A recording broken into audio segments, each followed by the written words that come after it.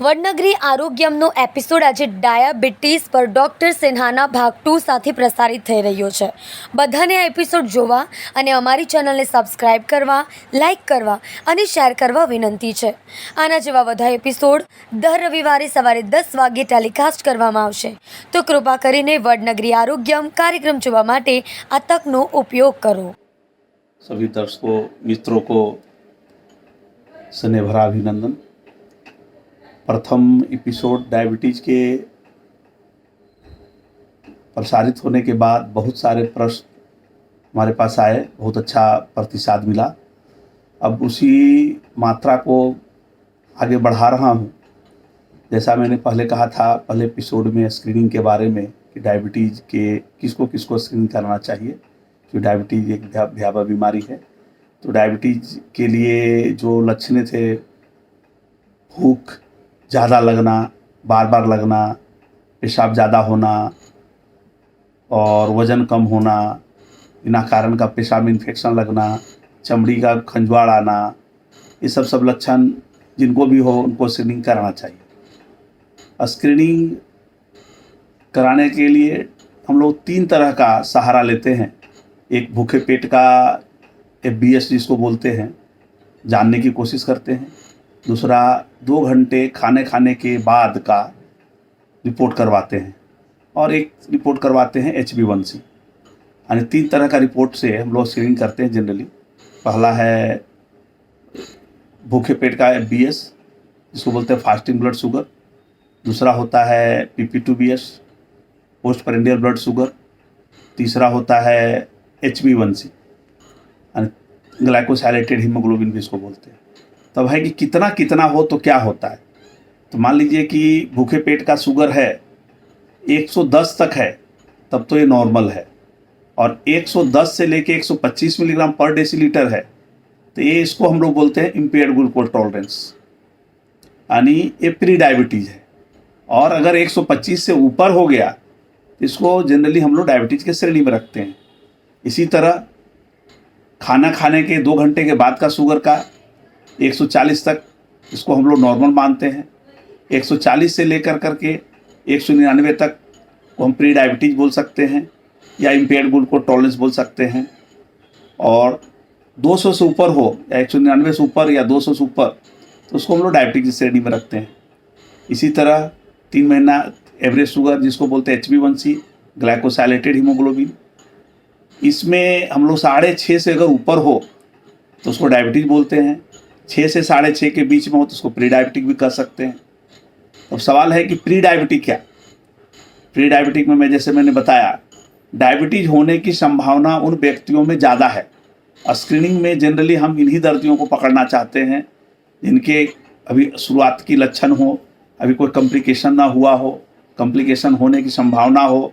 ऐसे व्यक्तियों को अगर early stage pre diabetic stage में पकड़ लिया जाए तो बहुत सारे डायबिटीज़ की होने वाली भयावह कॉम्प्लिकेशनों से बचा जा सकता है। तो प्री डायबिटीज में जैसा मैंने कहा भूखे पेट का शुगर आपको 110 से 125, 2 घंटे खाना खाने के बाद का शुगर 140 से 199 और 3 एवरेज शुगर 3 महीने का ग्लाइकोसाइलेटेड हीमोग्लोबिन 6 से 6.5 के बीच में होता है। तो अगर जिनको प्री डायबिटीज निकला उसमें बहुत ध्यान रखने की ज़रूरत है, क्योंकि उन्हीं दर्दियों को हम लोग कोई दवा नहीं देते, उनमें हम लोग जो है सलाह देते हैं, यानी थेरापेटिक लाइफस्टाइल चेंजेज TLC जिसको बोलते हैं, therapeutic lifestyle changes. Therapeutic lifestyle changes करने के बाद दर्दी बहुत हद तक अपने डायबिटीज को कंट्रोल कर सकता है। तो थेरापेटिक लाइफस्टाइल चेंजेज है क्या? तो उसमें थोड़ा सा ध्यान देने की बात है। पहला है, अगर आपको में मोटापा है तो उस मोटापे को कम करने की कोशिश करिए। करने के लिए आप कुछ एक्सरसाइज कर सकते हैं, कुछ डाइट को भी कंट्रोल कर सकते हैं। बाद में ओबेसिटी पर मैं एक लेक्चर बना दूंगा कि आप अपने ओबेसिटी को कैसे कंट्रोल कर सकते हैं। दूसरा है, अगर आपका बैठारू जीवन है, यानी आप ज़्यादातर टाइम ऑफिस में व्यतीत करते हैं, कार में व्यतीत करते हैं, चलना आपका कम है, दौड़ना आपका कम है, तो उस एक्टिविटी को आपको बढ़ाने की ज़रूरत है। आप डेली 2 घंटा कम से कम चलने 8 किलोमीटर प्रति घंटे की रफ्तार से कम से कम 2 घंटा पर डे चलिए। अब चलने के लिए बहुत सारे हैं कि आप स्पेशल अगर सुबह समय निकाल सकते तो चलिए, शाम को समय निकाल सकते हैं तो चलिए, नहीं निकाल सकते तो बहुत सारी चेंजेज लाइफ में करके भी आप चल सकते हैं। जैसे आप सब्जी लेने जाते हैं तो सब्जी मार्केट से 1-1.5 किलोमीटर दूर गाड़ी खड़ा करें और सब्जी लेने के लिए जाएं, या छोटा मोटा 1-1.5 किलोमीटर के अंदर अगर आप कहीं ट्रेवलिंग कर रहे हैं जहाँ से आपको छोटा मोटा घर का सामान लाना हो, कुछ करना हो, तब पैदल जा करके ला सकते हैं या साइकिल का उपयोग कर सकते हैं। हर जगह मोटरसाइकिल और गाड़ी का उपयोग करने को टाल सकते हैं। तो इस तरह से भी आपका चलना हो सकता है और इस तरह से आप अपने डायबिटीज़ को कंट्रोल कर सकते हैं। और प्री डायबिटीज में डायबिटीज वाले दर्दी को चलने उलने के अलावा खान खुराक पे भी बहुत सारा कंट्रोल करना होता है, जिसमें बोलते हैं कंप्लीट अवॉइड करना। उसमें है शुगर, बहुत लोग पूछते हैं गुड़, बोले नहीं, गुड़ भी नहीं, चीनी, गुड़, बराबर, ये सब चीज़ें एक ही चीज़ से बनती है, वो सब शुगर केन का ही प्रोडक्ट है। तो आपको चीनी अवॉइड करना है, शुगर अवॉइड करना है, जाम अवॉइड करना है, जेली अवॉइड करना है, मीठी बिस्किट अवॉइड करना है, यानी मीठी जितनी जिसमें भी चीनी पड़ता हो, मिठाई है, ये सब वस्तुओं को अवॉइड करना है, बिल्कुल बंद करना है। ये सब चीज़ों जितना कम प्रयोग करेंगे उतना आपके लिए डायबिटीज कंट्रोल रहेगा और प्री डायबिटीज से आप डायबिटिक में स्लिप नहीं करेंगे। दूसरा है कि आप फ्रूट में बहुत सारे चीज़ हैं, तो 3-4 फ्रूट है जो मुख्यतः जिसमें कार्बोहाइड्रेट ज़्यादा होता है, बाकी सब फ्रूट में मतलब फ्रुक्टोज होता है, तो सब अवॉइड हम लोग नहीं करवाते। जनरली केला पका हुआ, चीकू पका हुआ आम, कस्टर्ड एप्पल, इन सबों में थोड़ा ग्लूकोज की मात्रा ज़्यादा है, तो इन सब चीज़ों को भी रिस्ट्रिक्ट मात्रा में ले सकते हैं। मतलब थोड़ी बहुत केला खा लिए, थोड़ा बहुत चीकू खा लिए तो कोई दिक्कत नहीं है।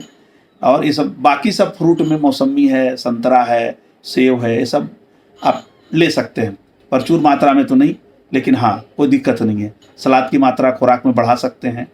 रोटी की भी मात्रा, अगर आप बहुत ज़्यादा रोटी खाते हैं, वोरेसिस एपेटाइट है, तो उसको आप रिड्यूस करिए। और सबसे अगत्य की बात है कि आप जो भी खाना खाते हैं उसको आप टुकड़ा टुकड़ा में खाइए। अगर 4 रोटी खाते हैं, पूरे दिन का आपका खुराक है, तो एक सुबह खाइए, एक दोपहर खाइए, एक शाम को खाइए, एक रात को खाइए, यानी थोड़ा थोड़ा करके 3-4 घंटे के इंटरवल पर आप खाना खाइए। नाश्ता सुबह थोड़ा करिए, फिर दोपहर को खाइए, थोड़ी शाम को खाइए, थोड़ी रात को खाइए। इस तरह से करके अगर आप खाना खाएंगे तो आपके लिए प्री डायबिटीज से डायबिटीज होने के लक्षण कम हो जाएंगे और आप प्री डायबिटीज को अटका सकते हैं। अगर प्री डायबिटीज को अटका दिए तो आपको डायबिटीज नहीं होगा। डायबिटीज नहीं होगा तो डायबिटीज के बहुत सारे जैसे कॉम्प्लिकेशन होते हैं, डायबिटीज के बहुत सारे रोग जो होते हैं, जैसे हृदय पर असर होता है, आँख पे असर होता है, बराबर ना, हृदय, आपको जैसे बताया मैंने, हृदय पर असर होता है, किडनी पे असर होती है, आँख पे असर होती है, नस पे असर होती है, नस झंझना, बहुत सारे इन्फेक्शन लगते हैं। यहाँ तक लोगों को पेशाब में इन्फेक्शन लग जाता है, पेशाब में मूत्राशय में इन्फेक्शन लग जाता है और ये वहाँ किडनी तक चढ़ जाता है, पायलोनेफ्राइटिस हो जाती है। ये सब बीमारियाँ भी हो जाती है डायबिटीज होने पर। तो मेहरबानी करके आप जितना जल्दी हो सके स्क्रीनिंग कराइए और स्क्रीनिंग कराने के बाद ये जो चीज़ें मैंने बताया वो सब चीज़ों को करिए, तो बहुत हद तक आप प्री डायबिटीज़ को डायबिटीज़ होने के लिए बचा सकते हैं। धन्यवाद।